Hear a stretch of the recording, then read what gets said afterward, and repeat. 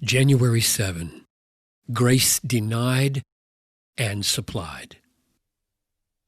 Through many tribulations, we must enter the kingdom of God. Acts 14:22. The need for inner strength arises not just from the depletions of everyday stress, but from the suffering and afflictions that come from time to time, and they do come. Suffering is inevitably added to heart weariness on the way to heaven. When it comes, the heart may waver, and the narrow way that leads to life may look impossibly hard. It's hard enough to have a narrow road and steep hills that test the old jalopy's strength to the limit.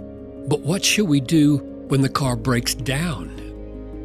Paul cried out 3 times with this question because of some affliction in his life. He asked for relief from his thorn in the flesh. But God's grace did not come in the form he asked. It came in another form. Christ answered, "My grace is sufficient for you. My power is made perfect in weakness."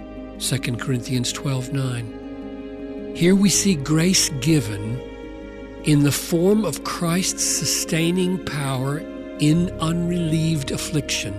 One grace given, we could say, within the circle of another grace denied. And Paul responded with faith in the sufficiency of this future grace. "Therefore, I will boast all the more gladly of my weaknesses, so that the power of Christ may rest upon me." 2 Corinthians 12:9. God often blesses us with a grace given in the circle of grace denied.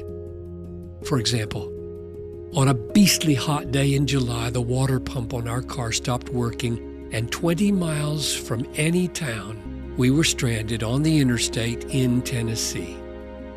I had prayed that morning that the car would work well and that we would come to our destination safely. And now the car had died. The grace of trouble-free travel had been denied. No one was stopping as we stood around the car. Then my son Abraham, about 11 at the time, said, "Daddy, we should pray." So we bowed behind the car and asked God for some future grace, a help in time of need. And when we looked up, a pickup truck had pulled over. The driver was a mechanic who worked about 20 miles away.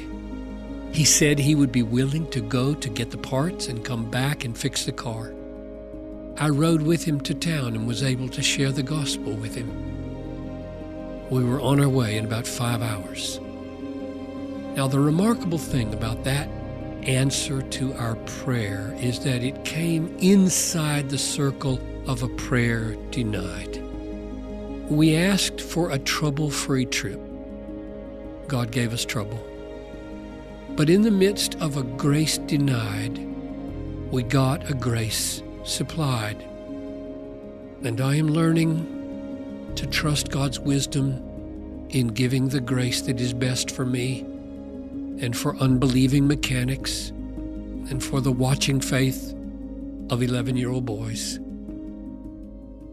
We should not be surprised that God gives us wonderful graces in the midst of suffering that we had asked Him to spare us. He knows best how to apportion His grace for our good and for His glory.